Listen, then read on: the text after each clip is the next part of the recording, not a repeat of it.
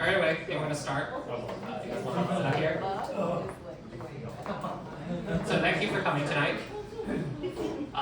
For those who haven't been here, this is DAYBREAK. This is a space that was started by New Bloom magazine. So we're founded as a left-wing publication that writes on politics and social issues in 2014 after the sun fire.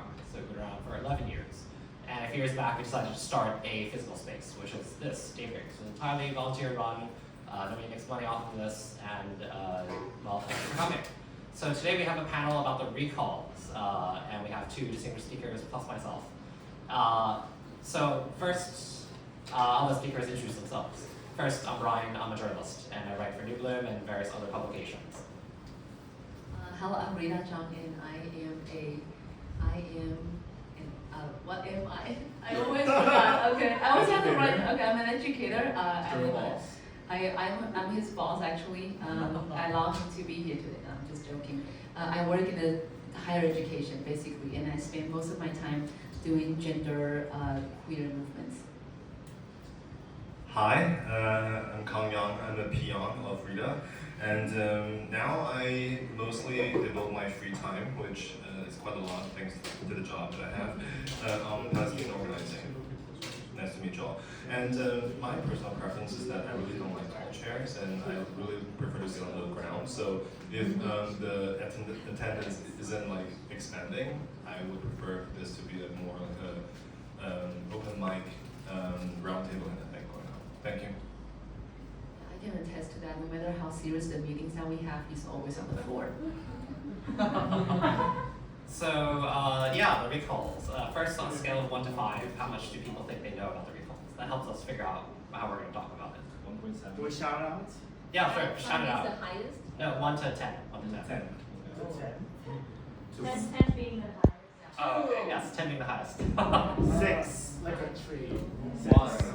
What is this? This is 6.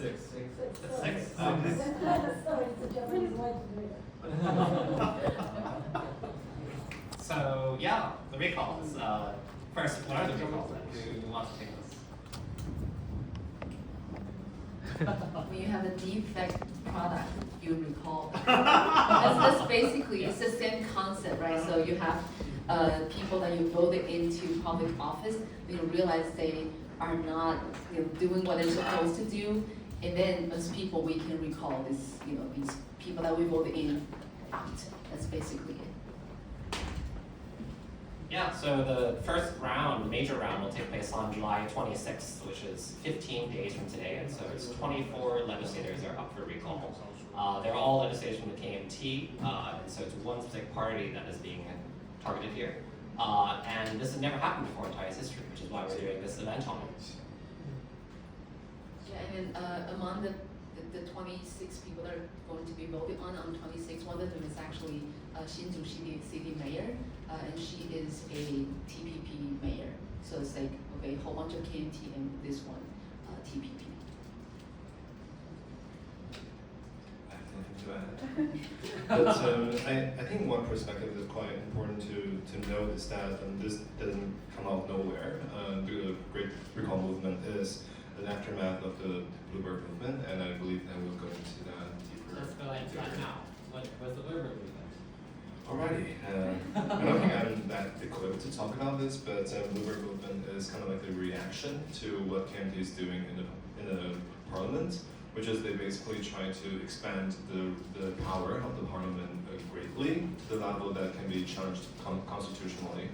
And their policies and their actions in the parliament also signals a kind of sense of urgency somehow for me personally, that they don't really want to have conversation with their voters anymore, and they don't want to justify their actions anymore. And I think this recall is kind of like a reaction to that. If you are not willing to convince people, then you're a defect product.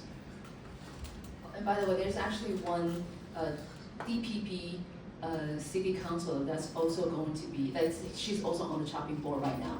And that for a lot of people, it's like a revenge recall actions, right? Because she helped the recall action against the KMT lawmaker. So they also organized a recall campaign against her, and that passed the second stage. So she's also on the 26th voting list. I'm sorry? Which city? It's in Nantou. Yeah. Yeah, so on the point of the DAYBREAK movement that broke out last year, that was the largest protest movement in 10 years since the 2014 Sunflower movement. It went from 100 people to 100,000 people in about 2 weeks. We were here actually at DAYBREAK, and then I looked at my phone, I was like, there's a protest going on, we should all go over. And then some of us went over, and some of us stayed to the closed bar. And it was in response to that the KMT had called for new powers of investigation. You can summon individuals for questioning and impose fines on them if they don't respond, if they answer incorrectly, or if they reverse question, let's say speaking back, and so provoke fears, I think, of resurgent government powers. But in the meantime, the KMT has tried to get other powers to the legislature that belong to other branches of the government. For example, security powers, powers of budgeting. What directly prompted the current recalls is freezing 34% of the government's operational budget in what was the largest cuts in Taiwanese history, and also freezing constitutional court. So we're in interesting times. Yeah.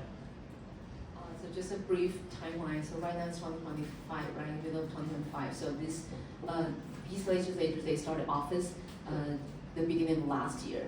And so the beginning of last year, there was a new phase because none of the three parties passed the majority, right? So KMT has 52, DPP has 51, and TPP has 8, right? So no one passes the majority, right? So TPP, the 8 seats are the key, they are the key minority. Now they can decide which way, whatever goes. And then before, so when TPP was formed, it was in 2018, right? So the mayor, well, the leader of the party was a very pro-DPP person, but later he became neutral, non-blue, what was the other Green. color? Green. Green, oh my God. And then, so he positioned himself and his party as the neutral party. And we don't, so their slogan is, we don't, we're not pro-China, we're not against China, we're not about that, we're about domestic issues, right? We're about, the high housing prices, we're about young people's right. And then, but right after they took office, they leaned absolutely toward KMT from the get-go. They never voted any other direction. So KMT absolutely then have the majority, and they use that majority to pass so many laws, and so many laws that are outside the bounds of our imagination. Because we lived through the Sunflower movement, and at the time we're like, oh, these people are bad, but they're still kind of, within, at least they're following the rules. They're just like kind of doing bad things within the rules, but this time they're breaking the rules. They are rewriting the rules. They are breaking the checks and balances. They are really undermining the foundation of democracy as we know, and then they are going directly toward the Constitution, and they are disabling the Constitutional Court. Right, so what they do this time, I think is just 100 times worse than what they were doing in the Sunflower movement era. So I think that really creates a sense of urgency, and therefore the recall movement. Okay, so maybe the next question that we can talk about is, what is the role of the China factions, for example? Is that a reason why people are mobilizing? Because before we just talked about Taiwan's democratic institutions, for example.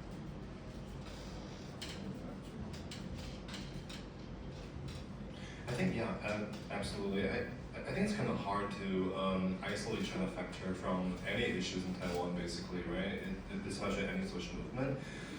And especially in the case of KMT's actions, like I said earlier, they are not in goodwill or in good faith trying to communicate with their voters. It seems like they have something bigger in mind, it seems. And I think that's what created this sense of urgency mostly, because before when KMT is trying to do some very stupid shit, they would at least try to convince people, right? They'll pull out this grand story about, I don't know, economic development and whatever, but now they're just doing it, right? And it seems like there is no way of like conversing with them. And I think this is what people are thinking, that they are trying to destroy, actively trying to destroy Taiwan's democratic institutions in service of a potential invasion. Yeah, and then one thing that make it, I think, is a confounding, but also like sobering fact is that they have the majority. If they just go through the due process and vote, they will win every single time. But they somehow don't do that. They rush the due process. They just like not follow the due process. So we're like, what's the rush? You have the majority. Just go to the vote. You will win. Then why are you not doing that? Why are you skipping steps? Why are you rushing through things? And so people started. So it's no wonder people started speculating that who are pushing you in the back, like who are asking you to do that when you have the absolute majority, you will still not follow the due process. And then like Yang Gang said, the China factor is just something that's everywhere, right? You cannot look at Taiwan politics without thinking about China.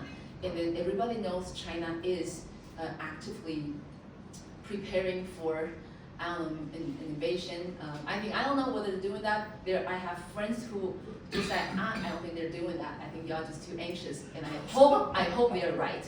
I hope I'm just too anxious and I hope they're right, but we don't know.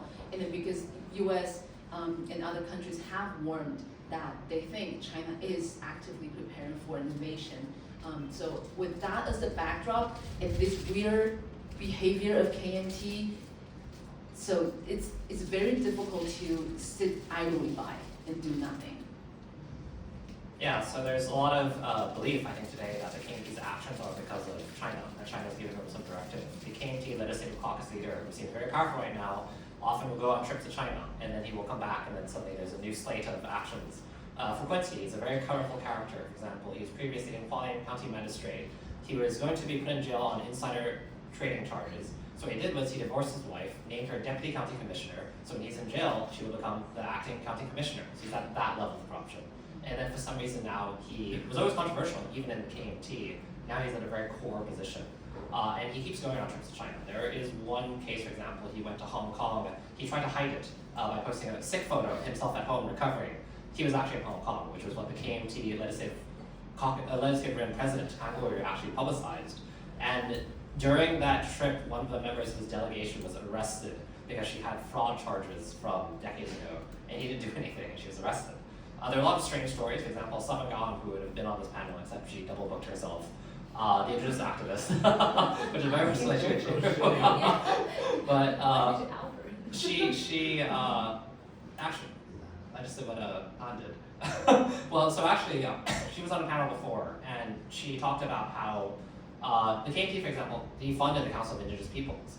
And when a indigenous DPP legislator confronted a KMT indigenous legislature about it, like, why would you do this? Like, he responded, well, you just wait until next year. There are stories also of KMT politicians seeming to have money that does seem to be coming from China.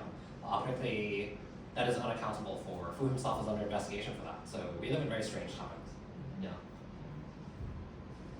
Yeah, and then another thing that is strange is that, because in Taiwan we have people that have lived here, like my ancestor that moved from southern China, at that time was Ming Dynasty, to Taiwan. And then we've been living here for 400 years. And there are Chinese people that came with KMT in 1949, they came to Taiwan, right? They're called the Waisen, and we're called the Bensen. And for a very long time, the Bensen and Waisen, we don't get along, right? And then a lot of the Bensen wants Taiwan to be a country, right? Will not, cave under this KMT rule. And the KMT people, the people who came with the KMT government, they want to be the legitimate China, right? ROC, we are the legitimate China, and this other China government over there is fake. And because KMT terrorized Taiwan for a very, very long time, right? White terror, martial law, and all that. So the two sides never saw eye to eye until this time. Because this time, this recall action, of course, is organized by a lot of different, civic actors, but it was actually joined by a lot of old-timer KMTs. They're like the KMT that we knew, we followed to Taiwan, would never cave to the communists. And look at the KMT legislature right now. They are just like, I don't know, like brown-nosing the communists, and they're so angry, so they actually joined the protest. So you will see the Taiwan independence flag, and also the ROC, the old KMT timer flag on the same, in the same location. And that is pretty historical, because we never saw this day would come. and then somehow the recall campaign actually was helped a lot by they call themselves the true blue, like we're the actual KMT fighters, and all these are fake, sold out. Like, so we have to kick these people out so we can be KMT as we once were. So now we're like, okay, we're not sure if we actually, with their help, kick out the fake KMT and the true KMT came back. Would that be a good thing? We're not sure right now, but we have to, right? Enemies, friend. Is that yeah? Friends, and I don't remember. But anyways, right now a lot of the old timers, especially like 90 year old KMT old supporters are now supporting this recall campaign. One thing I want to add about the roster of the legislator that we have this time around is that if you observe some people that we might call brokers to China in the Ma Ying-jeou era, like Ma Ying-jeou himself, like Tai Zhengyuan, like Choi, they are the kinds that you would describe as intellectuals, right? They'll go on TV, they'll convince you, they'll talk beautiful words, and they'll lie to you, but they'll be there, right? They'll show up. But now under Fu Kunqi's like with leadership, and also the roster of KMT legislator that you see, it's quite obvious that this is a transition that aligns with the Chinese United Front strategy in Taiwan, right? 一中三清, and this idea of like we want to build this new clientelism system in Taiwan rather than using the old existing ones, right? In 2014, you'll hear stories about Wang Zhong, right? About this Wanhua group buying some media corporations with legitimate means. But now in Taiwan, you can see they're collaborating with, quite frankly, very obviously corrupt local politicians. Fu Kunqi is quite widely known as Wanhua, right, the king of Hualien. The people in Miaoli have done shady business all over the country across the decades, right? So it's quite obvious that this is also why I think the sense of urgency and the sense of like this is the last fight came out, because this is truly different from before, right? This kind of deployment of power and capital is something that's not observed previously. So next question then is, how does it compare to 10 years ago? Because for example, we're all people that came out of the Sun Parliament, which was the youth-led occupation of the Taiwanese legislature for a month in protest of a trade agreement that the Ma administration tried to sign with China. How does that compare to 10 years ago? Oh my God, where were you 2014? Yeah, so yes, 2014 when the Sunflower movement broke out, so it was because the Ma Ying-jeou, our previous president, was going to pass a like a service trade agreement with China that he claims to be super good for Taiwan, but when you look at the actual bill, it's not. So young people broke in the legislative house, occupied there for I don't know 30-something days in there, just to demand that the service, the bill to be revoked, and it was actually also passed without due diligence. Like the chairman at the time, he just announced that, oh, we passed it, and dropped the mic and he ran. It was just comic like that. It's just weird. But I have to say, one thing about 10 years later is that 2014, right, that happened. The civil society got so strong. And because I have always been in social movement, but politics seems something so far away from us. But after 2014, actually, part of the social movement and politics that kind of merged. There's a door to go from social movement to politics. And that's how a lot of the activists actually got into politics at that time. I was actually not in Taiwan at the time. It was my first year of PhD. I was in Texas, and I was watching that happen from afar. And because I know this is going to sound so cheesy, but I left the country, to become a better person so I can come back to serve my country. And at the time I was like, oh, I probably won't have a country to come back to. Like, do I still do it, or should I just fly back now? like I don't see the point. And I was so anxious. But because a lot of my friends in social movement got into politics after that, I began to see, oh, that is actually a route for me. So after I got my PhD degree, I actually came back and I joined a political party and I ran for parliament twice and failed twice. That's why I'm sitting here rather than somewhere fighting other legislators. But what's different is that after 2014, because everybody saw this new thing happening in Taiwan, so many young people, not just people that have already been in social movements, a lot of other young people, they saw, oh, it's actually possible to go into politics. We can also make a change. So many young people joined the election that year, and then 2 years, because that year it was the local election. So many young people joined the election. They ran a city councilor, and if you are a young person at the time, you are actually guaranteed, almost guaranteed, you will win, because everybody's like, oh, young people, new hope, and that carried to 2016, pretty good. 2018, you kind of see the influence dwindle. It's like, oh, about half of the young people who went, got in, the other half didn't. In 2020, you almost don't see any. 2022, 2024, that was the end of it. None of the Sunflower Movement era people won any seats in 2024. So I remember 2024, we're like, our time is over. Right? 10 years later, nobody cares about Sunflower Movement at all. But the thing is, there are actually still a group of new young people that ran for 2024.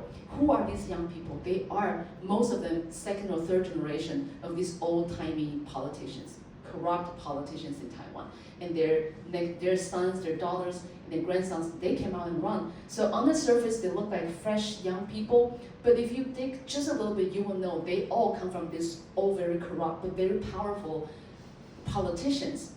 And then one of them won the Zhonghe district legislator, and his name is Zhang Zhiwen. He's also on the list of 26 voting, and his father was the chairman that passed the Sunflower Movement, the service trade movement that triggered Sunflower Movement in 2014, right? So he got voted out, he never won the election, but 10 years later, his son ran and won, and he controlled so much power, right? So I think you see this wave that's like, come and go, but I would say right now, the old-timey, old corrupt politicians, they know their face not new anymore, nobody wants to see them, but they are just giving power to their sons and daughters and wives, just like Fu Kunqi said, let me divorce my wife so she can, still take power while we're legally not married.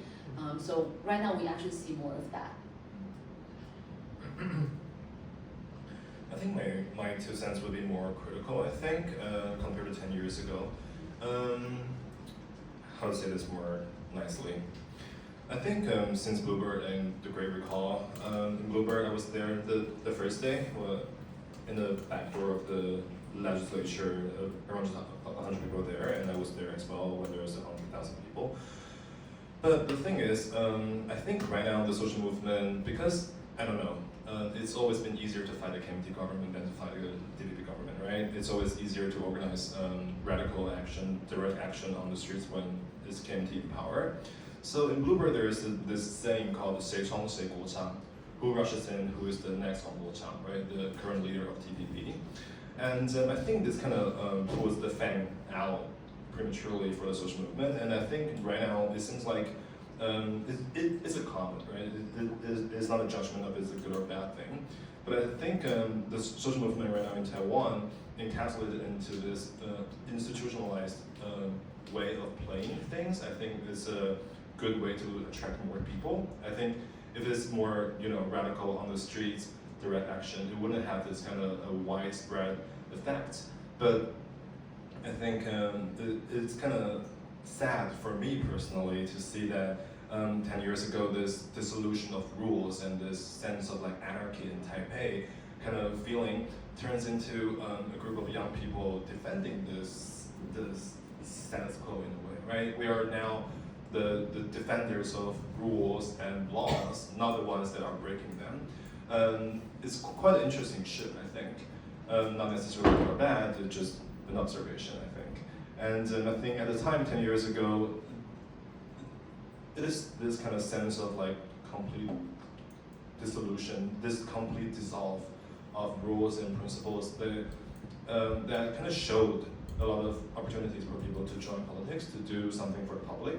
But I'm not too sure what is the societal consequence of Bluebird and the Great Recall. I'm not too sure. And that kind of worries me a little bit. I just want to contextualize the Sei Cong, Sei Guochang comment. So Huang Guochang is, he was one of the most important figures out of the Sunflower movement. He was actually already famous before that for the against the media monopoly movement. So he was already, so that was about 2012, 2013. In 2014 Sunflower movement, he became such an important figure. He has such huge following. And God. yeah, he became like, he's a fighter, and then he has so many followers. And then he was so critical of Fu Kunqi himself. He was so critical of KMT. He was so critical of China. But now he had like 180 turn. He's now the little pet of Fu Kunqi. He was literally petted on the head by him. And so people capture that image because in Chinese we have a term to be touching on the head. It's like, okay, so you cave under some people's influence. He was literally touched on the head by the person he was so critical of for so many years. So now when you see him, he's like a different person. And then, but because he's so active on social media and he doesn't delete any posts, so once in a while, people would leave comments on his old post from like 10 years ago, saying exactly what he said he shouldn't be doing. Like, so 10 years ago, he'd be like, okay, look at Fu Kunqi, he's so corrupt. If I ever, gain power, I'm gonna fight this guy. And right now, he's his best sidekick or something. So people be like, oh, look at him 10 years ago. Look at him 5 years ago. So Huang Guochang is a figure like that. And then he joined TPP because Ke Wen-je kind of promised him that he will become the 法务部长, 英文怎么说? Minister of Justice. So he was actually kind of promised that if he joins TPP. So he did. He joined TPP in hopes that he would become that thing he just said, I forgot, the head of the Justice Department. So now he is like an ultimate figure of somebody who has no backbone, right?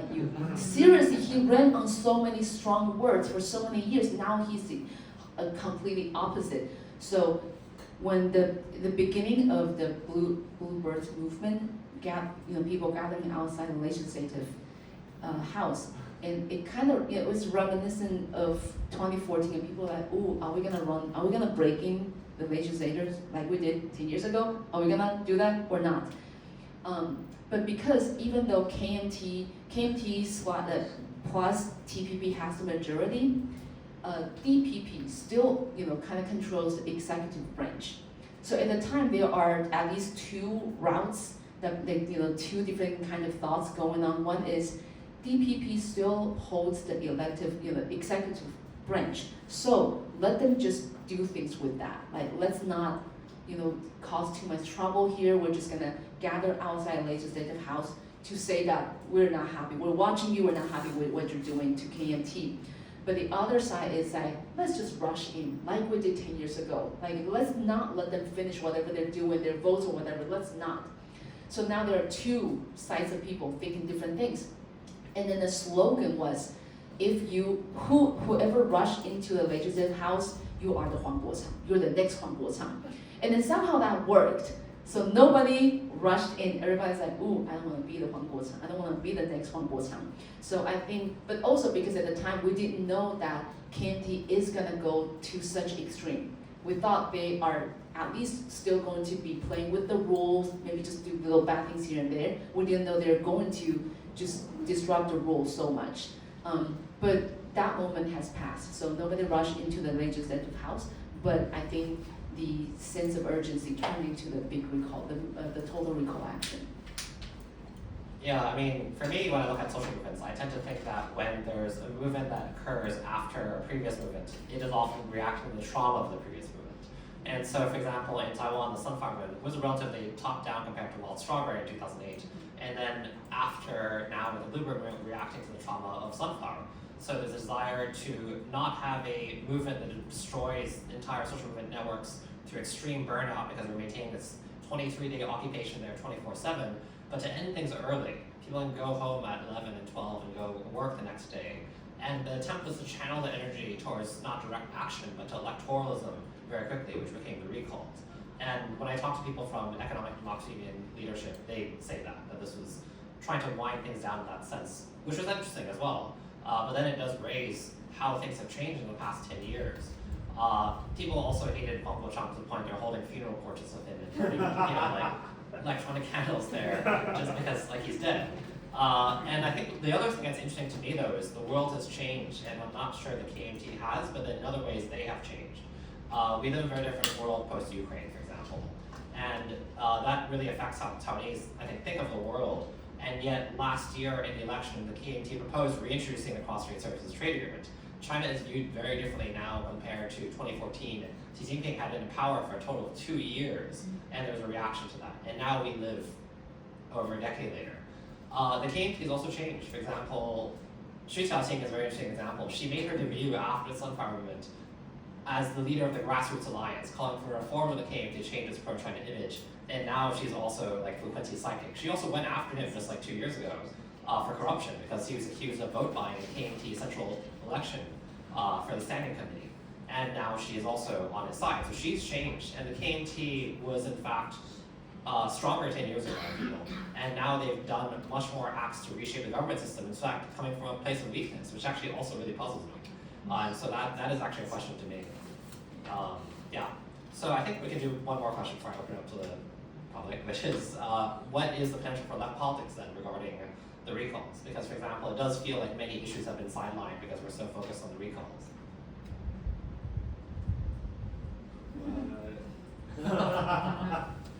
It kind of saddens me that every year is a election year now. We all know that a lot of things should remain unspoken and not brought up in election years, and it seems like every year is that year now, right? And before we had this 2-year cycle, right? Local elections, major elections, general elections. But now every year is an election year, so a lot of things are put in suspension, and I think a form of like, I don't want to use like hard, like awful words, but I think a form of necropolitics come out of it, like this sense of like what can be political and what not can be. Maybe I'm having this tunnel vision because I'm working on Palestine right now, but the Palestinian organizing scene in Taiwan is just hellish. No one gives a shit. The only person in the legislature that is willing to talk to us is a KMT legislator, which shall remain unnamed. Some of you might know who that is. But the time that we went into the meeting room and talked with him, he went into the room smelling like cigarettes, fresh cigarettes, and asked, "Are we talking about Palestine or Pakistan today?" And this is the only fucking person that's willing to talk to us, right? No one in DPP are willing to talk to us. We can see DPP is having this weird obsession with Israel recently, right? Given this ongoing genocide, they're still very willing to give out, I don't know, what's called working holiday visas. They have this MOU signed with the Ministry of Culture signed this MOU with Israel, and more and more things that I cannot understand. In this perpetual election year, I think it's kind of harmful to our collective thinking about what truly matters, right? I think right now in Taiwan, because of the perpetual election year, we can only build this community, this imagined community we call Taiwan, this civic nationalism that we're so proud of, by negation, not affirmation, right? It's very commonly seen on threads, the Twitter of Taiwan. I don't know why everyone's on thread these days, I'm also on it. But on threads you can see that people are arguing that at least we're not like China, right? At least we're not doing those awful stuff. But it seems like we kind of lose the sight on what should we be, right? When we're in this perpetual fighting mode, and when every single fight is the last one, when every fight is the most crucial one, it kind of disables people to think about values and directions and who we truly are, right? And I think this is truly unhealthy. And so I think my take and my opinion on the Great Recall is kind of bittersweet, kind of mixed, I would say. I still support it.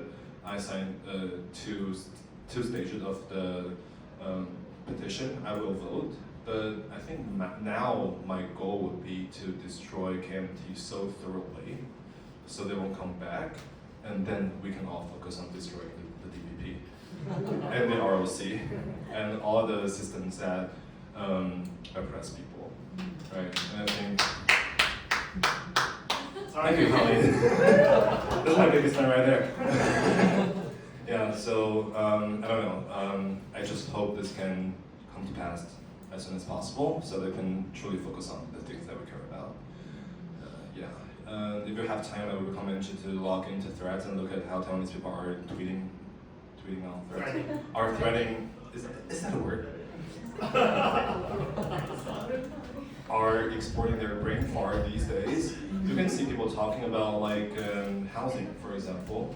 They'll talk about how the earthquake, any disaster is imminent, so you can just buy a new house, right? They'll talk about low wages and they'll say, oh, just join TSMC, they have job openings. Those kind of ideology and this kind of perpetual will and this necessity on defending the status quo, I think is something that we have to truly be cautious about. Yeah, that's my take. I forgot the question. What are the left possibilities, or what is space for left politics with the recalls? Yeah, so I think right now if you go to any recall like volunteer group and see what they're talking about, I think this left or right, conservative or liberal, I think it's not the language that is used because it's a very action focused. And I'm not saying if you're talking about left right politics is not action focused, it's just that right now there is things to be done. There's like just literal forms to be filled, things to be turned in, those little logistic things. I think that's what people are mostly concerned about. But I do think that because like Yang said, every year is an election year, so exhausting in Taiwan. For the brief couple years I work in politics, I started in for the 2020 national election, and then right after we lost so poorly and everybody left, we got no money, and I was basically one of the only few people left in my party.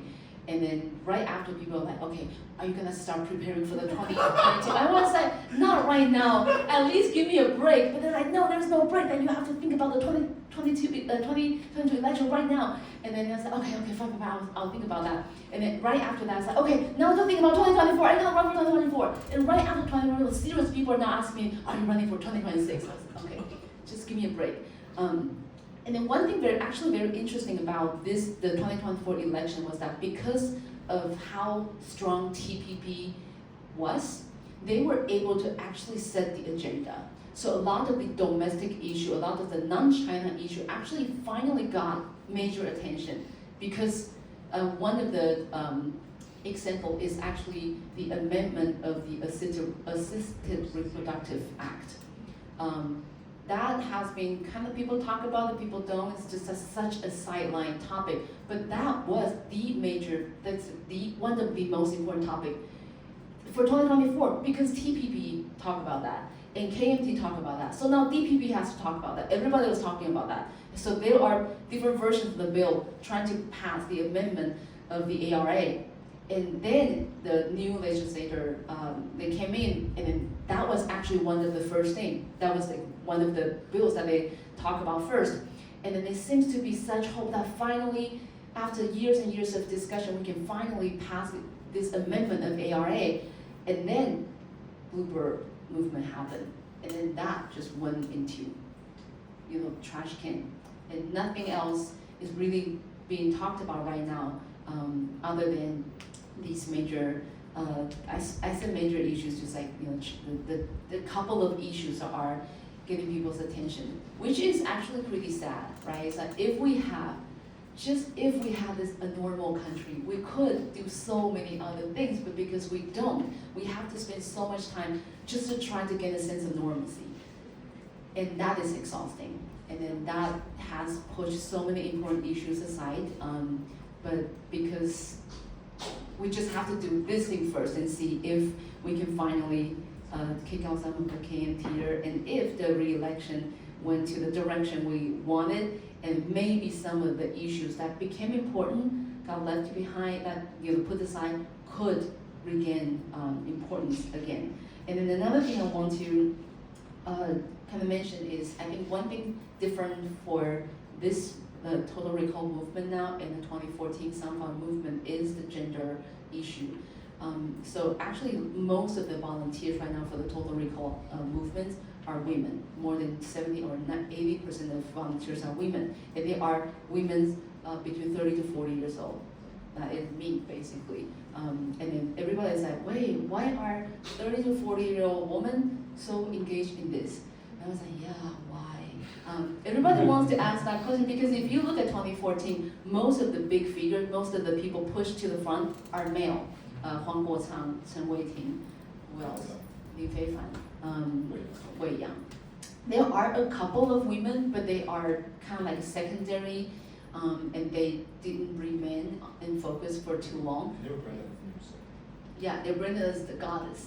Yeah, which is so annoying. Like if you're a woman, you dress up a little bit and you go to a protest, and then they take pictures of you, and you became a goddess. That is how it works. But this time, most of the volunteers are women of this generation. And a lot of people are trying to figure out why that's the case. So some interviews were done to this woman, like, okay, why did you join this movement?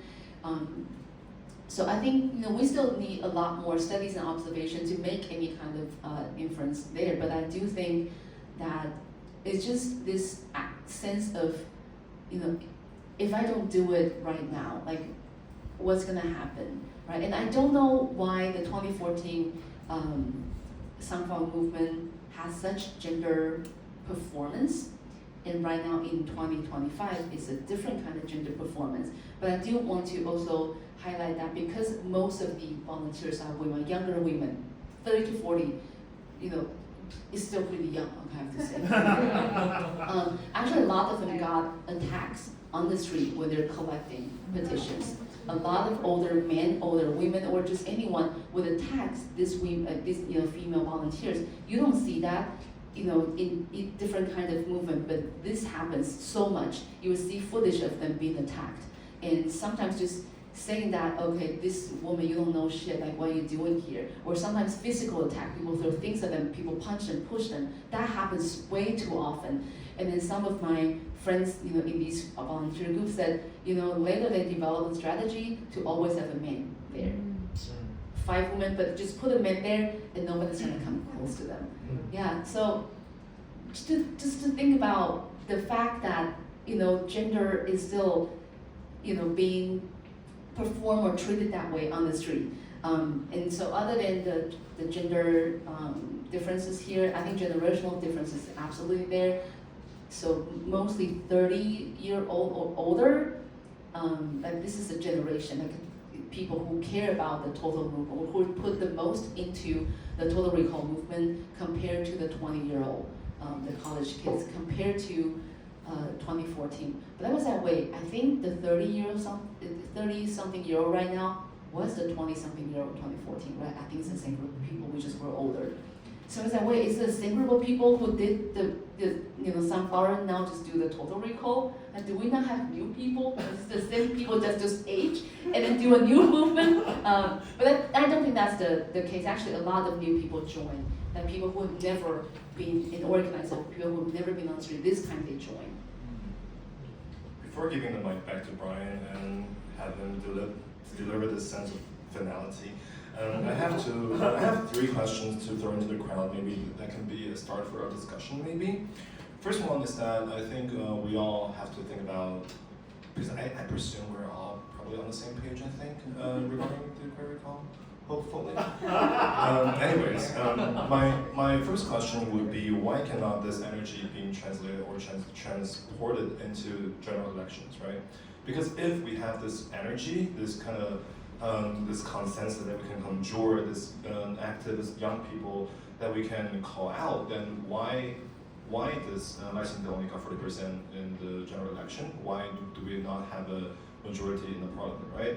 I think we have to think about how can we transform and translate that energy into election, right? If we want to do electoralism, then let's do it better, right?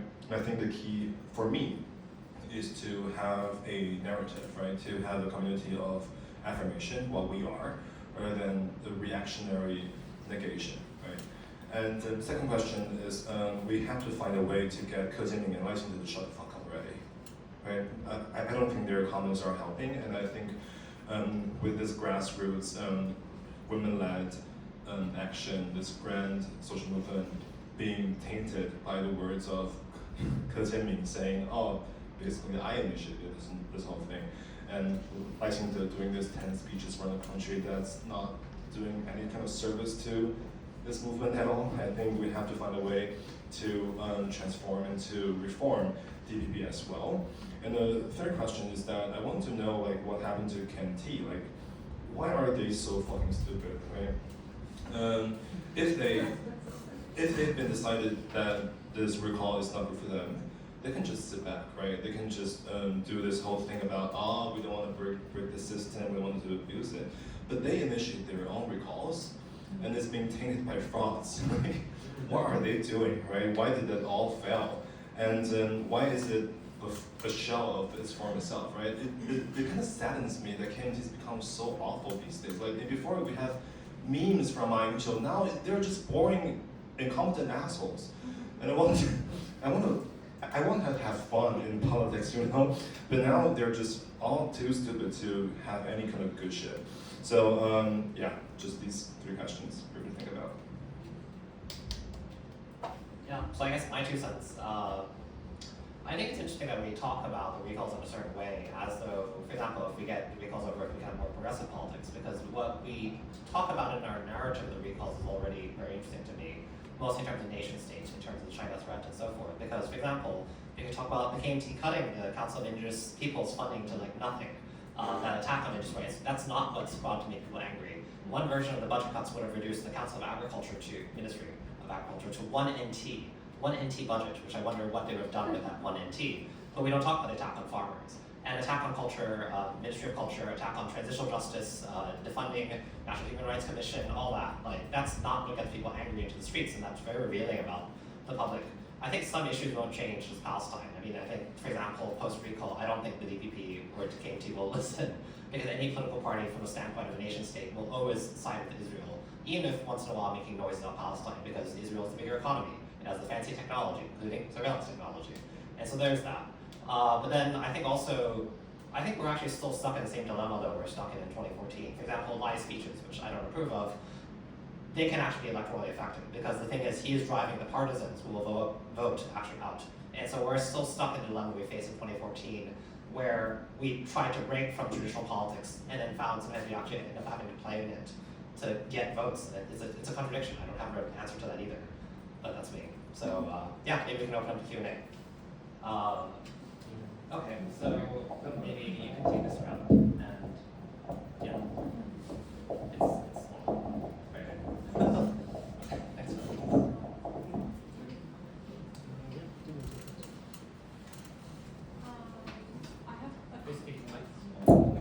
I have a question and also like a kind of response. I'll begin with the kind of response, I guess, for your question number 3. What is the true KMTers thinking? This is not my opinion, to be clear, but someone I know, when Huang Nu, Jinu, and other accomplices were indicted, and it came out that they had received direction from the upper KMT people. I was really looking forward to hearing her opinion about this, because she had previously said, things about like, oh, this is all a witch hunt, kind of echoing that sort of sentiment. And that day that news came out, she was like, it's so like upsetting that they would put this on the lower people, like they and the upper ones, like they're the ones who really need to be prosecuted, but these lower people, like they're just following orders and like they are working for us. And I was kind of like, they still broke the law and like forged all these signatures, but go off. But she was like feeling sympathetic towards the people who actually committed the crime, but then not to like the upper echelons of the KMT leadership, which I found interesting. But anyway, my question is, the legislature just passed their 10,000 NT handout for every citizen.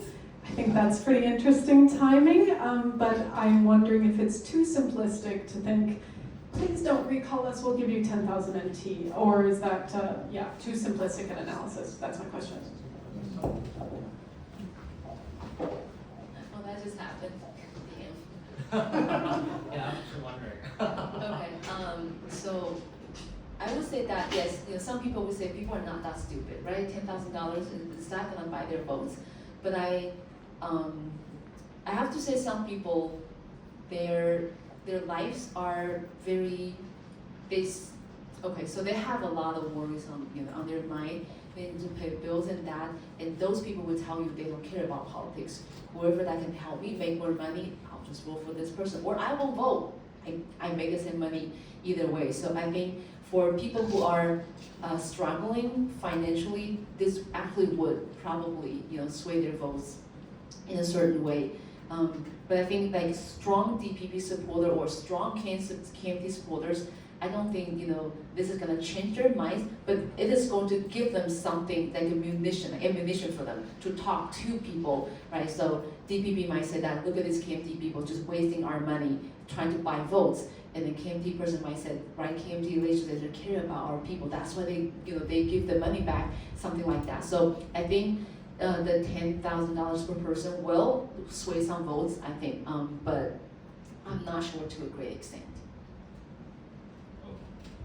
There's an old picture that just conjured up in my mind, and I'm not sure if you've seen it. It's like a fake news article. It's called "We've Taught This Chimpanzee Median Voter Theory and He Hanged Himself." And I think we can never like expect what people will think, and I basically echo Ria's opinion. I think like hardline DPP supporters won't be swayed. Same for KMT voters, but I do believe some median voters would be swayed by it, at least like subconsciously, oh, they're not that bad, right? I mean, my pockets are fuller now. And I just came up with this idea 2 seconds ago about how can we reform the KMT, maybe throw out there for you to discuss. And I think the good way for KMT to win is just for them to turn Republican, right? If they say, oh, we're cutting this budget because DEI or because they're too woke, and I think people would yeah. The thing about KMT budget cuts that's so confounding is that there's no ideology behind it, right? This is not classical small government conservatism. This is just random, and I think this is something that should be brought up. Yeah, I totally agree with that point. The welfare state is really beloved in Taiwan between the green and the blue, and so why is the KMT trying to cut the state and state services? Like, there's no demand for it. It's a classic thing that I don't know, like Elon Musk is doing. He tried to announce a lot of cuts to grab control of state institutions, but there's no demand for neoliberalism in Taiwan in the sense. Actually, I think what's demanded usually is streamlining, cutting the fat off of the developmental state, so the state is still lean and mean and aggressive and comes in and whatever does all these things.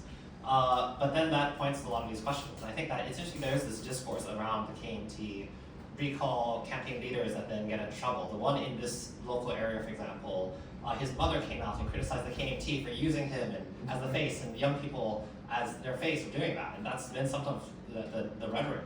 But then with regards to vote buying, I think it points to this interesting question in Chinese political culture and democratization in which people do not value their votes. And so if people give you some money in return for a vote, it's fine.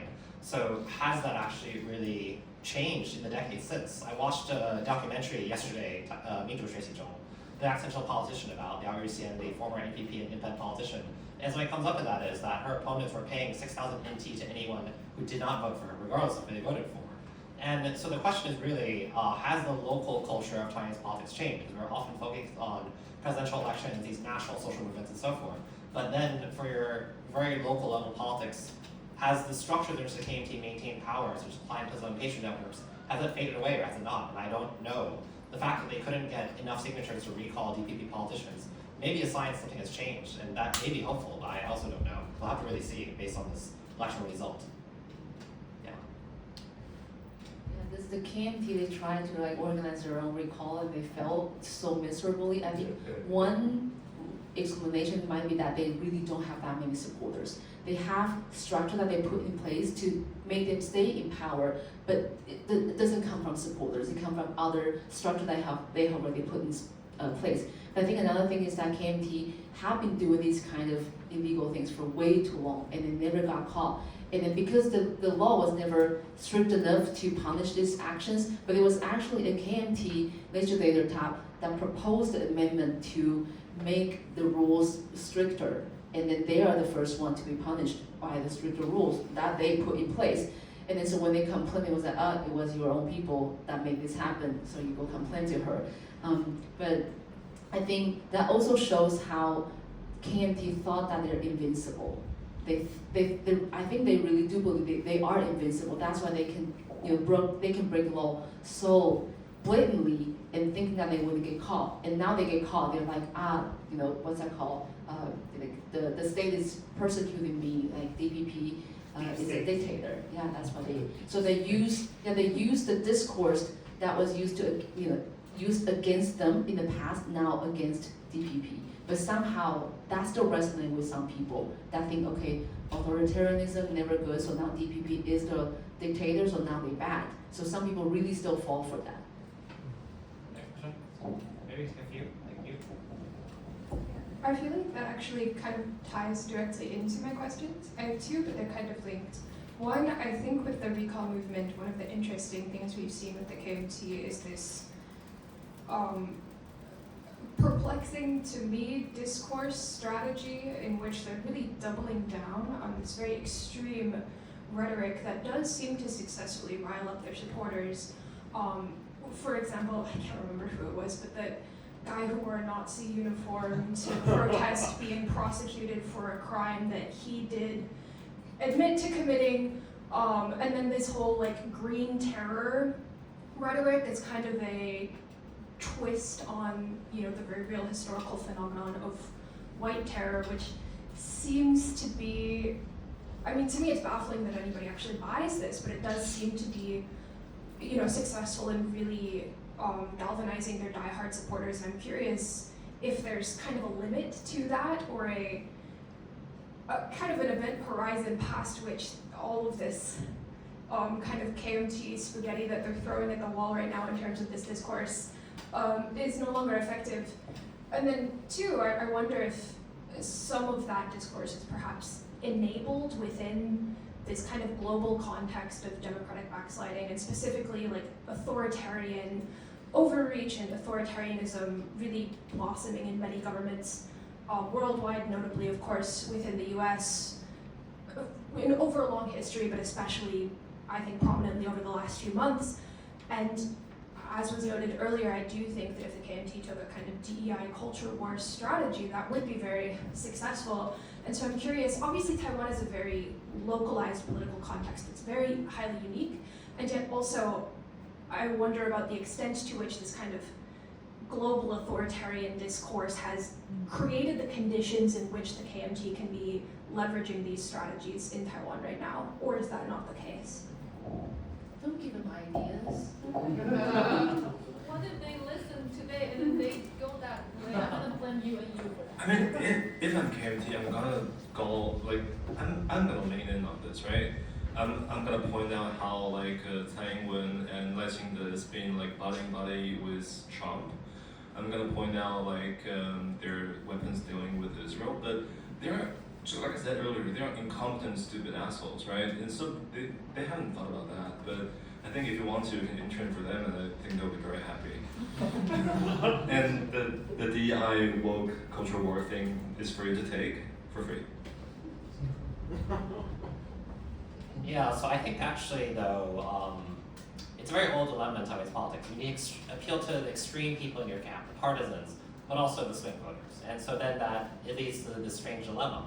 And the KMT may, in fact, go too far in needing to try to get their iron blue, steel blue, whatever, supporters out there and appeal alienate the swing voters in that sense. And the DPP, there's the other extreme as well, because the 10 speeches, for example, that's about, a lot of people look at the measures regarding securitization with regards to cross-strait issues as though it's actually about China.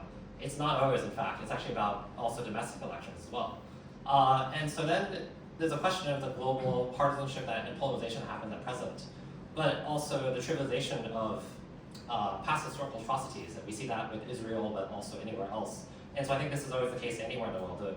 The atrocities of the last generation will immediately be trivialized and used to justify random anything political projects devoid of meaning one generation later, like literally. And that's what we see in Taiwan, that's what we see elsewhere. But the polarization I don't think is new in Taiwan. In fact, I think the rest of the world is following Taiwan's trend in that sense. We go back 20 years and there's always been comparisons by the KMT of the DPP to Nazis. That's been going on for 20 years. And that's just how it's been, I guess. I want to add to that is, the young people that I talk to today, because think about their age, their formative years, DPP are the ruling party. So a lot of them, and I know young people have this tendency to fight against establishment. It's just what young people, part of growing up is that they want to identify, demarcate what is the establishment. So me trying out who I am, figuring out who I am as a person, I need to know where the boundary is. I'll push the boundary. So when we were younger, like KMT has been in power for so long, and it's actually easier to fight KMT because it's like a unity there. So they're like Baltimore. Right? Oh, they're the ultimate, the bad person, and it's actually very easy to organize against KMT. But when DPP took office, social movement became so difficult to do because now that our former allies are now ruling the country, so of course everything that we wanted, they supported, will be passed now. And when that didn't happen, and then a lot of the activists and organizers like, okay, now what do? Do we criticize the DPP? But they do. But when they do that, under the whole China threat, and then the either blue or green in Taiwan, when you criticize DPP, they'll be like, you are a friend of KMT, or you're a friend of the CCP. But when you don't criticize DPP for things that they're not doing well, people are like, you're a DPP sidekick. So for a very long time, we are simultaneously DPP sidekick and also KMT friends, and also CCP friends. It's like, how does that work? But what I'm observing is that because at least we have my generation have the knowledge of KMT as the major ultimate bad guy, but for younger generation, they have never seen that. They've only seen DPP as the ruling party. So all the bad things that they're experiencing, they can attribute it to this is DPP's fault. And it's actually very easy to mobilize their emotion in saying that DPP is just as bad as old-time KMT. So they may not be KMT supporters, but they, compared to the generation, I am actually the first year of Taiwanese students will learn about Taiwanese history. Year 2000, that's when our national curriculum was amended. So I was the first year of student that learned about Taiwanese history. Think about people before me, they didn't know about that. But the younger generation, they know about the KMT atrocity, they know, but they didn't feel it, right? They didn't live through that. So they understand that conceptually, and their visceral experience is that everything bad is DPP. So they put the two things together. So okay, so DPP is just as bad as old-timer KMT. So I think that is what I'm observing right now. And just to talk about the narratives that are being used by KMT, I think the purpose of conjuring the image of green terror is not to convince their supporters that this is an authoritarian government right now. I think the aim and the purpose of that is to cheapen the language. And I think that's the whole thing they're trying to do. They're trying to make DPP unable to conjure or to remind people of the trauma and also the image of white terror, because it's cheapened, right? And I think the way to combat that is to stand firm on our values, I think. DPP, even though being the only party that's going to do anything about transformative justice, is still not complete, right? There's still a lot of things to do, and to be honest, it's not really on their party agenda when they're not challenged at all. So I think, to answer a bit on that is just just not to try to not allow that to get cheapened, I think. You know, to stand for all your values and to affirm what you truly stand for. I think that's the best proof for this kind of cheapening technique, I think. So we need like 2 questions, like 3, maybe. I don't know, I'll go there. Hi. Well, I thought I was at a 2 when I came here, and I definitely learned a lot, but I think I was probably closer to 0, having heard everything tonight. But I think I still have, what I think is really interesting, my initial impression was, this is kind of incredible that this recall movement is happening, and it's a very positive thing for progressive Taiwan, let's say. I mean, I was just looking at like just some article about this, describing this, just basically headlining what's happening right now as mass slate of recall votes leaves KMT staring down disaster, which sounds like something you would be excited about, but you guys really do not seem excited. It almost seems like you're on the losing side right now.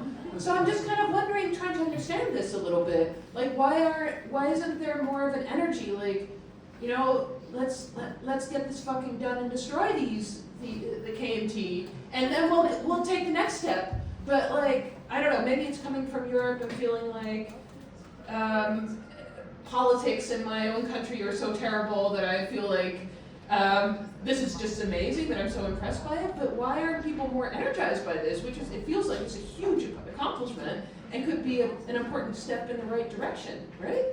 Or am I missing something? I'm missing a lot, I know. What am I missing?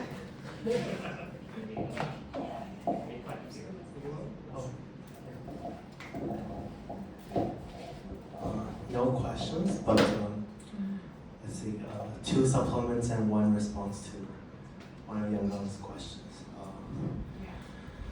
I forgot, maybe it was Brian who said this before in a different event, like lighting the election was historical because it was the first time that any party since democratization won the presidential election for the 3rd consecutive time, right? So usually one president did 2 terms and then the other party won the right, like essentially the end, then Ma Ying-jeou, and then Tsai Ing-wen, and then, right, it was supposed to be someone else, right? But that didn't happen, so that's very historical, right? And what's the other thing I was going to say? Oh, and I wanted to give one example for people who might not be that familiar. One of the crazy things that the DPP KMT alliance did was they refused to hold any sessions for reviews for we don't call it Supreme Court, but our highest legal court. So unlike the U.S. where you work until the day you die, our Supreme Court justices have limited terms. So all of them were about to expire, right? But they refused to listen to a single nomination.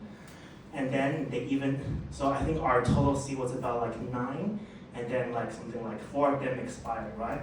They even added a new law that said you have to have like 8, right? But there's 4 people who expired, and you don't have holding sessions for like going through them, right? So they basically made our Supreme Court unable to function, right?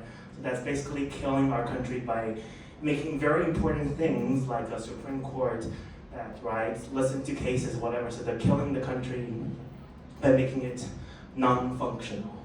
So which is very sad and very fucked up thing to do. I don't have other words. Maybe some other audience members have better words. But going back to Yangon's negation thing, I thought that was really interesting because I was trying to think back to the 2024 election, right? There was who lighting the, what's his name, Cohen's, and then I think it was Eric Chu, right? And I was trying to think about like, were there any big campaign promises, right? I can't think of any. I think all of them was basically saying, lighting that was basically saying, I'm gonna be a 2.0 Tsai Ing-wen, and then or Eric Chu and whatever. So it's like, none of them had anything. None of them said stuff like, we are going to, I don't know, raise the minimum wage, or say we're gonna solve this country's demographic crisis, right? Because I don't know, I feel like this is very obvious, but I don't think it's not very obvious to some people that the other crisis, right? The other crisis is that this country is literally not having enough infants, right? But we don't talk about that because, China is more, I don't know, theatrical or whatever. So, right, there's nothing positive to work towards. There's always the negation, right? So there's always the Wanhua, our country is dying. Oh, our country is gonna die. So we better do something right now. But there's nothing, we don't have an opposite term for Wanhua. I don't know, maybe we should come up with that. So that's a hopeful note, I hope.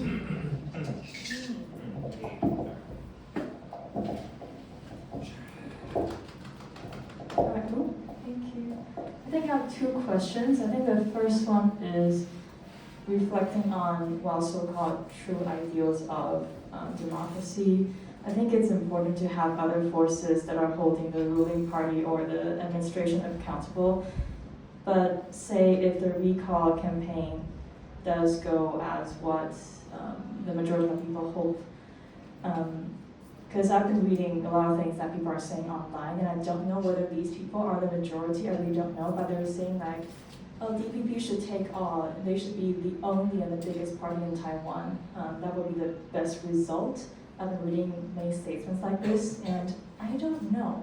I don't know. That doesn't sound like a good idea, because if we're really a democracy, I think it's important to have, say, I don't know, like dissentiously or other forces that are really holding people accountable. I think that's really important, and I wonder what are your thoughts. And the second question is, organizing, whether it's Palestine or the Congo or any other issues that are really dire around the world, it's so hard to gain momentum in Taiwan, and it's really, really sad. For example, Palestine, you would see, again, I don't know whether these people are the majority, I hope not, but people would say, oh, let's look at which side Palestine is on when it comes to Taiwan and China. And they would say, oh, Palestine stands with China, so look at these people, they're showing solidarity to Palestine, so they're the China people, so we should not let these people do whatever they want. And it's really sad, because honestly, the majority of the world officially has ties with China.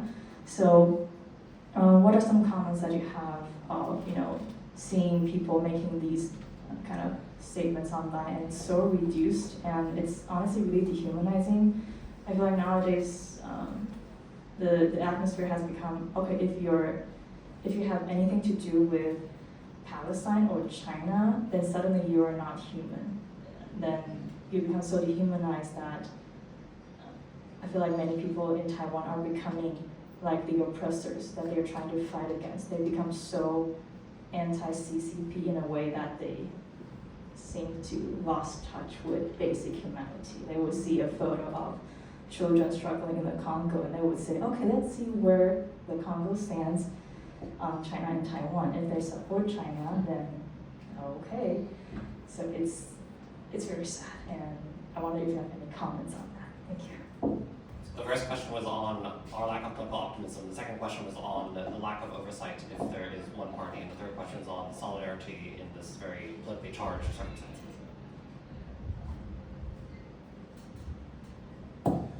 I think I'll try to answer 3 questions at once, something I've never done before, but let's try it. And like I said earlier, I have this very complicated feeling about this total recall. I do believe it kind of presents an opportunity, but not for me. Maybe for DPP, maybe for KMT. I mean, no one knows what will come to the what's the result of the election if those recalls come to pass. But not for me, right? Not for me that actually do want some radical change. Because if DPP comes back to power, I'm not too sure what was the result of that, right? It would be better, absolutely be better what we're having now. But is it too much to ask for more? Is it too much to hope for an ideal political party that's progressive and also localist? I'm not too sure.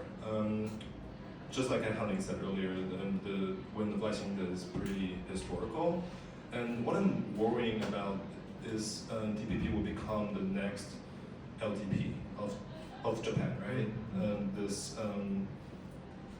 This kind of monolith, this big tent of a lot of wings in it, and also the rest, right?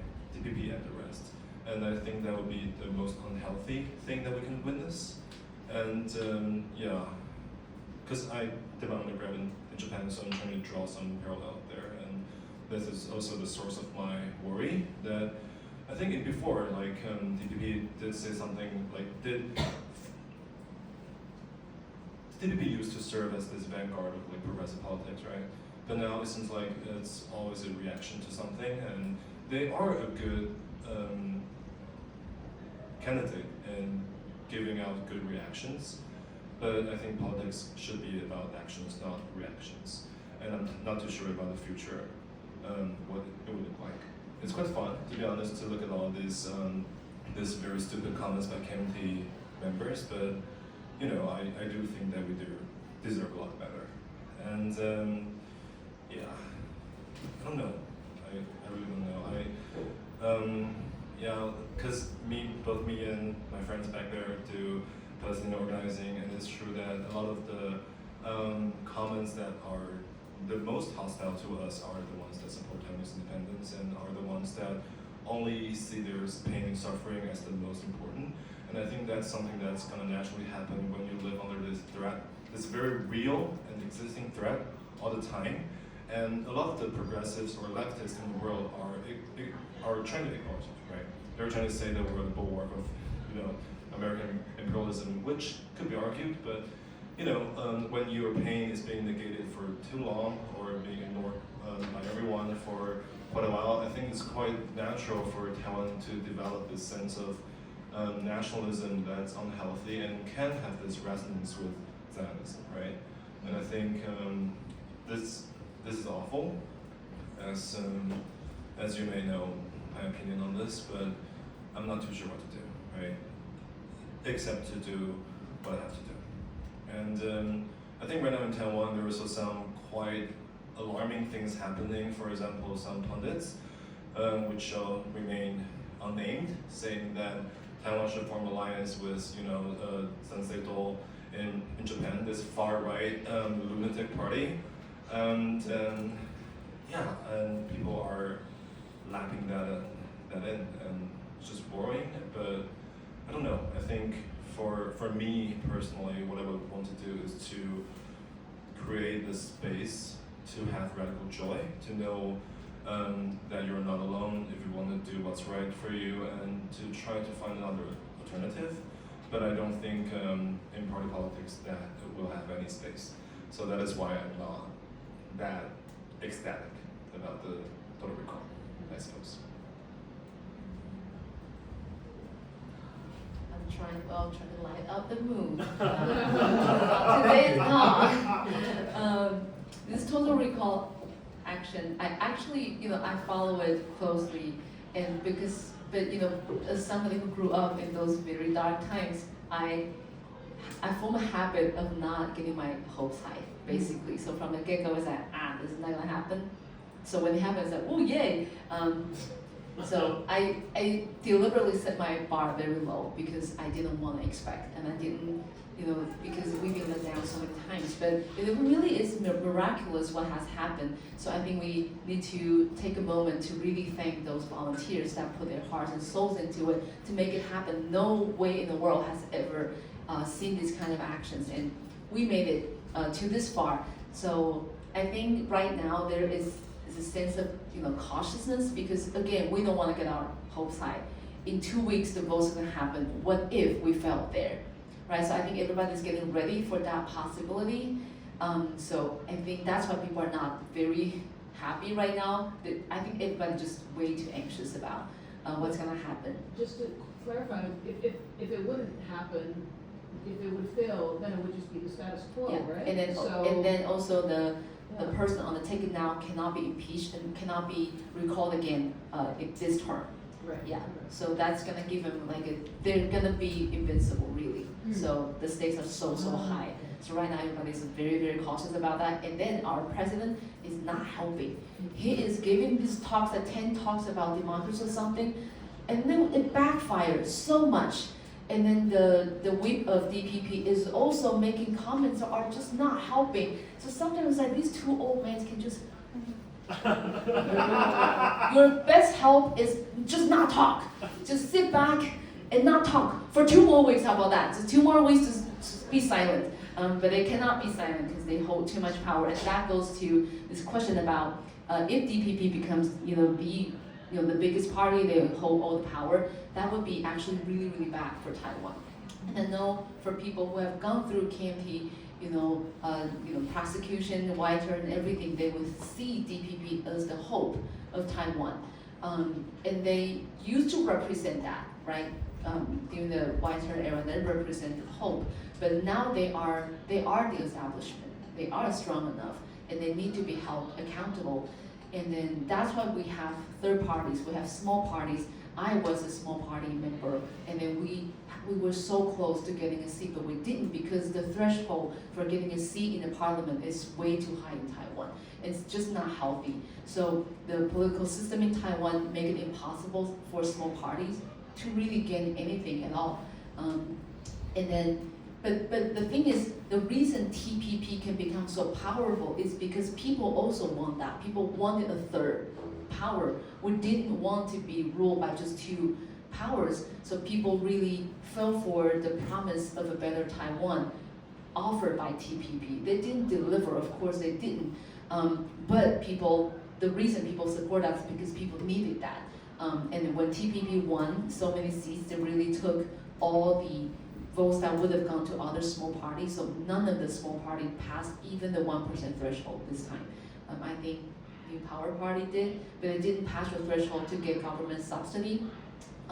So when that happened, because I am a Green Party member, and Green Party was founded in 1996, and from 1996 to this day, we have never won anything at all. So we never have government subsidy, but somehow we survived. So when we saw the election result, we're like, let's call our friends in New Power Party and give them some tips about how to run a party without money, because we know how to do that. We've been doing that since 1996. We never got a penny from the government. Somehow we survived. They don't know how to do that because once they form the party, they won so many seats, they have so many subsidies. Now they don't.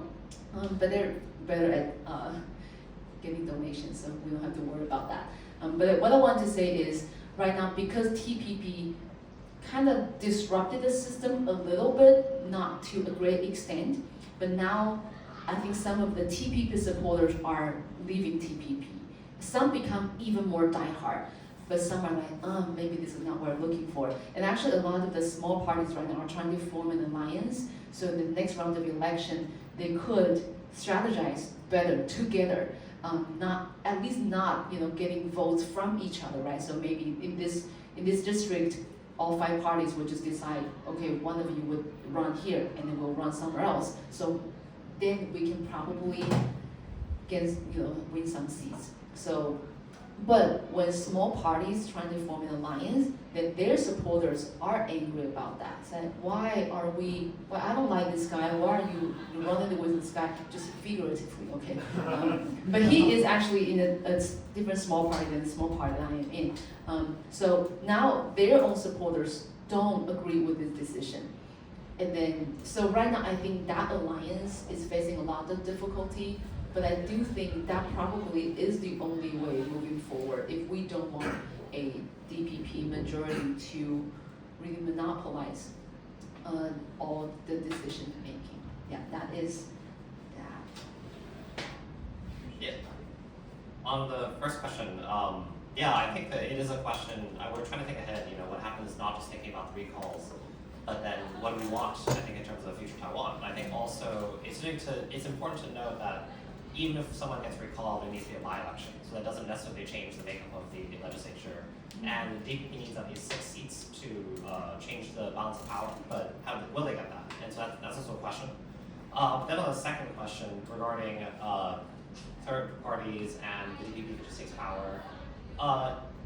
Often in post-authoritarian contexts, there's 2 examples of how a ruling one party becomes a 2-party system. One is that an opposition party rises up, challenges the existing party, or it's the existing party fragments into 2 parties. And Taiwan saw the rising of an opposition party, which is the DPP, but the first party never went away, it's still there. And then awkwardly, two different national identities. And the DPP then, after 2018, absorbed some people from small parties because of the fact that there's a desire to have a united front against the KMT at a time that it did pretty well electorally. And so let's say what happens if the KMT is out of the picture. We have one party again, which is the DPP. So do we fragment that, or do we have rising up of another party to challenge? And we might actually probably, and I think what is more advisable is a combination of those scenarios. Try to win back those people that joined the DPP maybe. Like, it's politically viable to go back to being a third party and challenge the DPP. But that's a good question. On the question of solidarity, I think sometimes in Taiwan we think of it as an issue of Taiwanese particularity, that because Taiwan is facing this big enemy of China, we then side with these questionable bedfellows. But then recently I've been thinking about it, and I don't think that's actually the case. I think all countries, their nationalism pushed them towards other countries. Those guys fought with us in the last war. We like them better. They fought against us in the previous war. We don't like them. Doesn't matter if that's before our parents' lifetimes. We still are like that.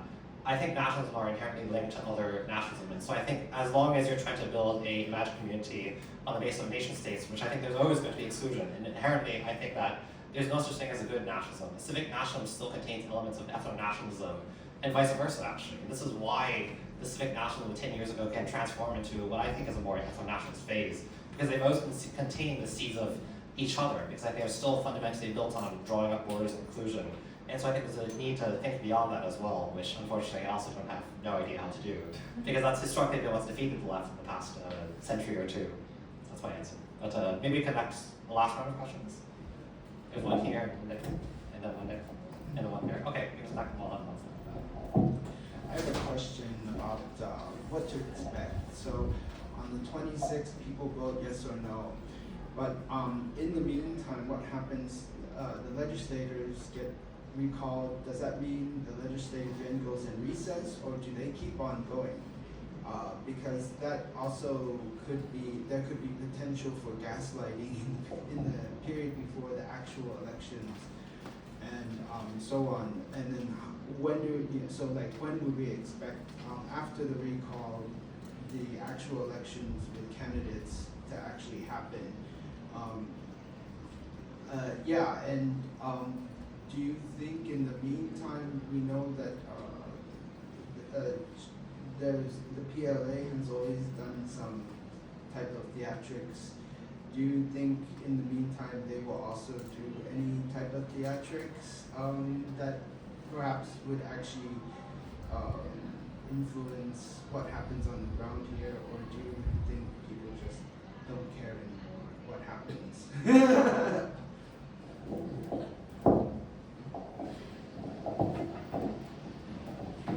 I'm so sorry for the ignorance about the very basic things, but I still cannot figure out what's really going on.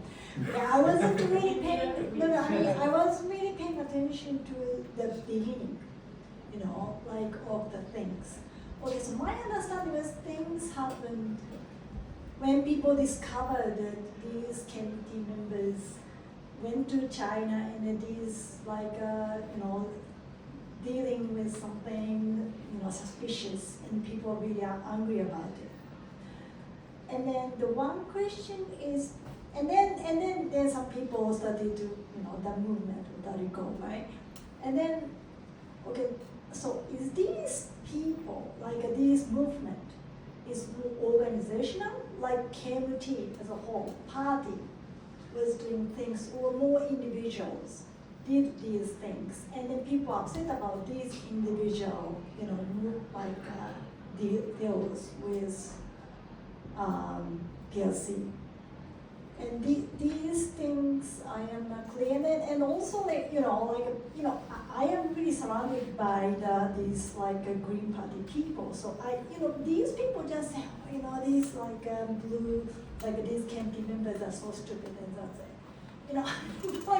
They're not stupid, I know, right? Why they are doing this? Why they did it?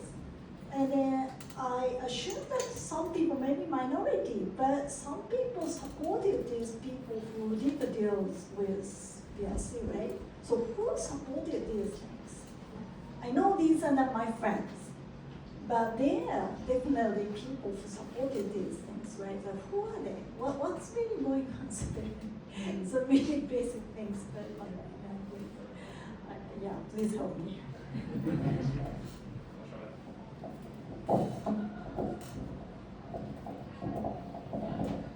Thanks for your comments, really insightful stuff all around. Two questions about my specific obsessions. First, I think this might actually speak a little bit to Brian's observation earlier about Blooper movement this time resulting in electoralist responses.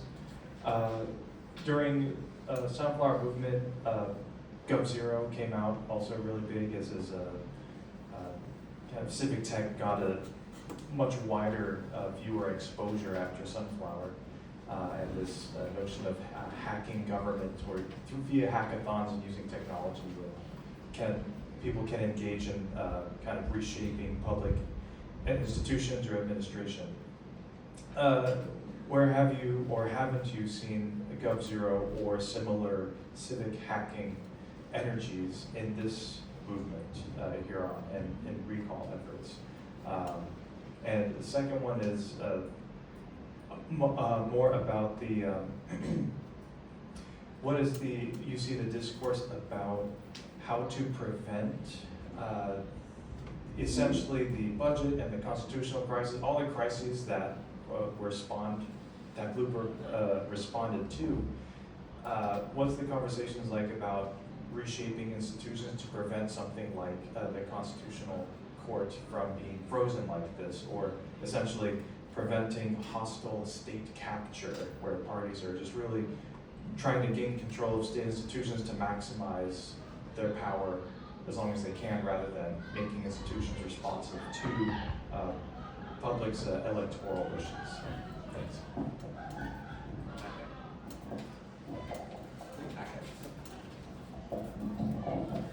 Yeah, thank you for the insightful comments. You know, I'm a researcher and I work on China and the US, so I'm kind of, you know, first I want to comment on the anxiety of invasion. I just think from a current geopolitical perspective, it doesn't make any economic sense for China to invade, because their foreign policy, you know, with the One Belt, One Road, they're currently doing a lot more kind of soft power forms of investment, you know, in Africa and Latin America, and the discourse is very explicitly competing with the U.S. empire. They're like, we're not going to do the kinds of shit that the U.S. did. We're not going to do IMF debt trap diplomacy. We're not going to do authoritarian-led developmentalism, you know, which worked out well in Taiwan and South Korea, but far more disastrously around the world, right? So, you know, in reality, they're really just building on the tracks of, you know, Euro-American empire, but there's certainly the discourse, you know, the invasion would fundamentally contradict basically their geopolitical kind of aims, right? And you know, rising empires that are in good health tend to rule by hegemony, not by the necropolitics that we're seeing with the outgoing empire in the US now, right? So I mean, so building on this, I kind of I have a similar question to the person a couple of questions ago, which is that, I mean, I want to know what's in it for the KMT, and more importantly, probably the big capitalists who, you know, we kind of see that American economic hegemony is slipping very, very rapidly, right? So what would be the stakes for the big Taiwanese capitalists to do business with China? What might the KMT, do they actually have a platform, as in, look, let's just side with the winners, right? Last century it was the Americans, and they made us strong and powerful, right? They backed our regime, and now let's switch to the other winning team, right? I mean, do they have a China-based platform that might actually deliver economic outcomes that might affect, you know, that might deliver benefits for everyday people, right? Could they actually run on that platform? So we have a lot of questions. I guess I'll just try to go through some of the informative ones that I know the answers for. One is on the military exercises. China is expected to launch military exercises later this month. And so that's probably going to happen, if not, you know, next month. And they usually do something in the summer. On the question on empire, though, I actually agree. And I think the best example is the US. Rising empires want to draw on the line and say, this is our sphere of influence, stay out. And the best example is, of course, US, the Monroe Doctrine, Roosevelt, the first Roosevelt, and so forth. And so this is considered a different matter for China than Belt and Road. It is considered an internal matter.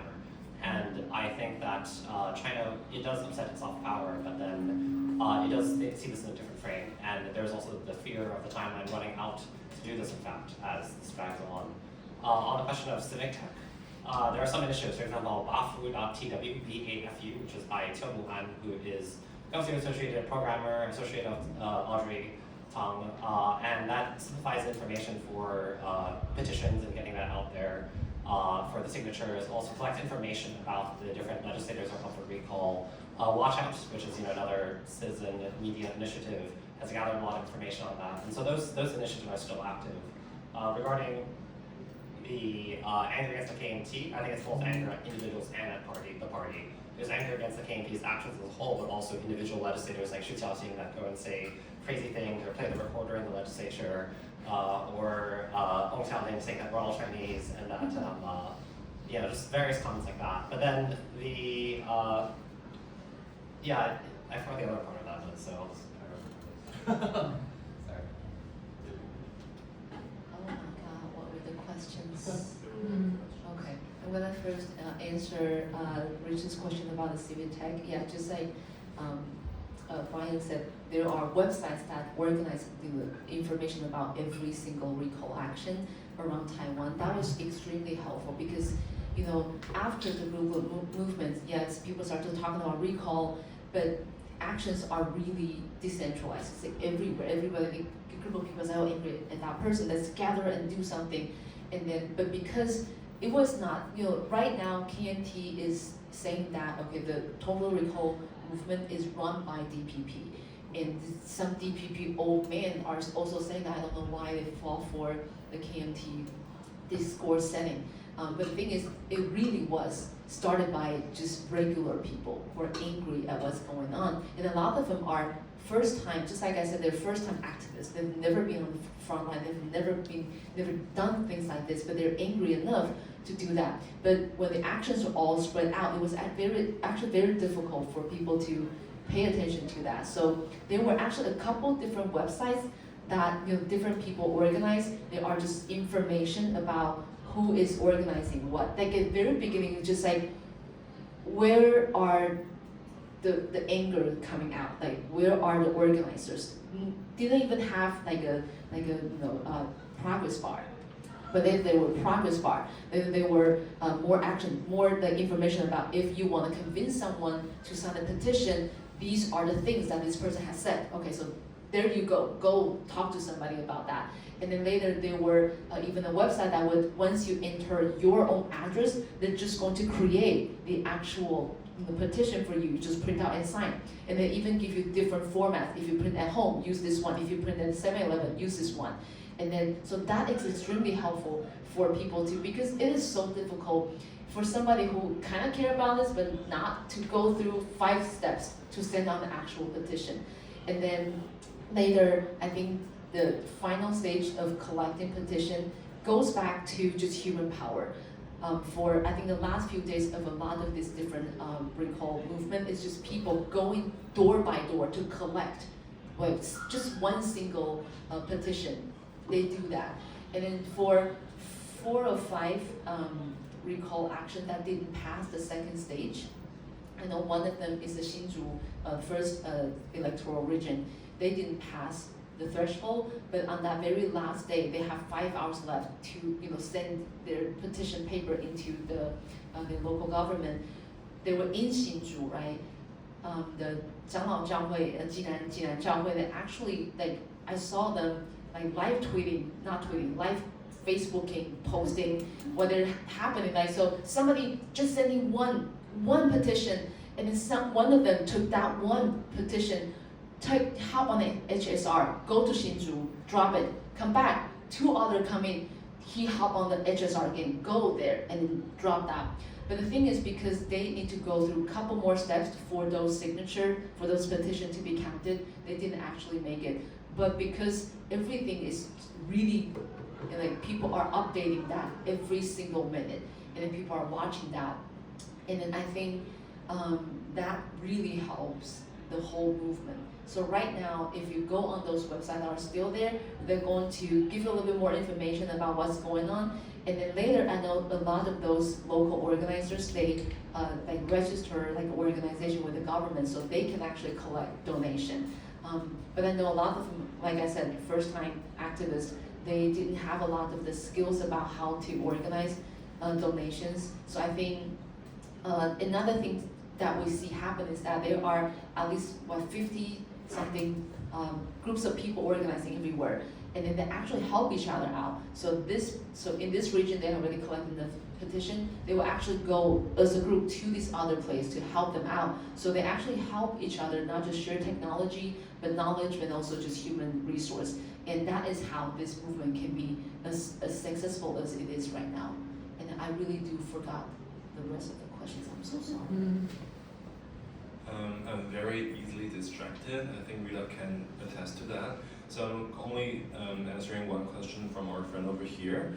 And yes, the movement is mainly organized by grassroots people, and a lot of them don't know each other across the district before this whole thing. And there is some alliance forming across the movement and across the petitions, but there is no concerted effort to launch this at the beginning.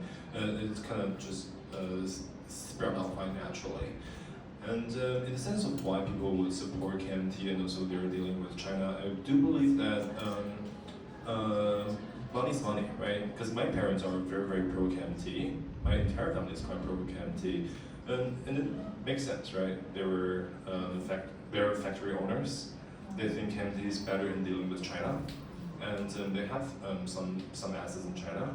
And also sentimentality, right? Because their parents come from China in 1949, and they want to, have a good relationship, right? They still go back to visit families and, try to have a good relationship. And I think in the end, it's all on the prospect of war, right? They do think that with the KMT government, it's less likely to have war. And during Zhou years, there is no war birds flying above Taiwan. And I think it kind of makes sense. And also in terms of China, their United Front effort on Taiwan, as I mentioned earlier, is called Sanzhong Yiqing, right? Mainly focused on young people, middle class, mid and southern Taiwan, and also small and medium-sized businesses, right? Sanzhong Yiqing, as in 中小企业、中南部、中产 and 青年. And yeah, I think they are quite good in doing it. And I think if you look into how supporters of Han Kuo-yu come to be, how Han Kuo-yu won in this deeply green district, it's very, very apparent how the drawback of tourists from China propelled Han Kuo-yu into power. So yeah, it's quite some interesting reads if you want to look into the Sanzhong Yiqing strategy. Just to piggy off of the last response as well, I think as someone descended from KMT higher echelons, they view themselves in a very aristocratic lens. They view themselves as the ruling class. And so they feel that with democratization, they lost the privileges. And so why could they maintain those privileges during the authoritarian period? It's because they had external backers, which were the US. And so just as communist China was demonized during the Cold War, now the US must be. So this is the rise of what is termed US skeptic discourse, but there's obviously a lot of reasons to be skeptical of the US, but a lot of it's very conspiratorial. The US is a secret plan to blow up Taiwan. And so then in turn, to restore their privileges, I think then they need a new external backer, which then they view as China. And I think what one cannot underestimate, which I say both from my own family and experience with KMT types, is the amount of contempt they have for everyday Taiwanese. We are the ruling class. You should just listen to us. And this explains much of the tenor of, I think, why they've gone through all these crazy moves at present, because they believe they own the island. Everything would be created it. They can destroy it. That's my point. And in true third generation white generation fashion, I want to peddle my own pet conspiracy theory. Are you interested? Yes. Cool. I believe that all Costco here in Taipei are secret US military bases. Because they're so large, they're all concrete built. They are positioned in very key locations, right? If you look at Beitou, Guandu, right? Nangang, Xizhi, those places. Zhonghe are also very important. The gateway to the corridor to Taoyuan. That's my pet theory. Thank you very much. Yeah, I still support Costco. And another thing about this recall, just some information is that in Taiwan, when we vote for legislators, there are two kinds. One is called the party list, one is regional seats. So party list is you vote for the party, and based on how many votes they get, they can assign their enlarged candidate into the legislative house. So only the regional legislators can be recalled, and the party list legislators cannot be recalled. So that is a weird thing. So now people are thinking about, why is that? Like what happens to checks and balances? So these people can just stay in power and do whatever. And because all 8 legislators from TPP are party list candidates. So now TPP is just free from this, recall thing. So Huang Guotang now just holds a lot of power. And just to think about earlier when Brian mentioned Elon Musk. So Elon Musk is going to form a new party, and he said, we're going to be the key, minority. I was like, yeah, because we're already sitting in Taiwan, and we know how this works. As long as he can win a couple of seats in this dual party, bipartisan system, then he can be a powerful few. And in the end, I think I do want to provide a sense of hope. And I think right now across Taiwan, no matter it's DPP or KMT, they're both very neoliberal capitalists. And I think one notion comes from Economic Democracy Union actually, and in the years of their trying to combat Chinese influence and Chinese capital in Taiwan, is they're trying to diversify the economy, right? Before the brokers of China, they have steel, oil, tourism, media, those bunch, right? But now you can see that DPP is not trying to shake up this whole system. They are trying to, they're already building a class of new bourgeoisie on tech, semiconductors. And I think if we cannot make people to naturally love this community, they're going to believe in wild shit like DPP, right? So I think it really is time to address actual existing issues that exist in our society and try to provide alternatives and solutions rather than just constantly relying on this sense of urgency and crises, because I don't think that can be lasting too long. Maybe we have a hand for the panels.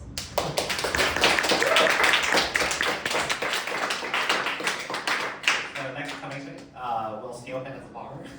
Sorry, losing my voice.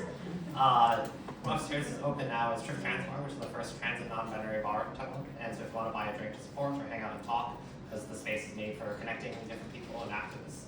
And if you could bring your glass upstairs as well. Thank you. Thanks for coming, everybody. Storm your nearest Costco. Look inside.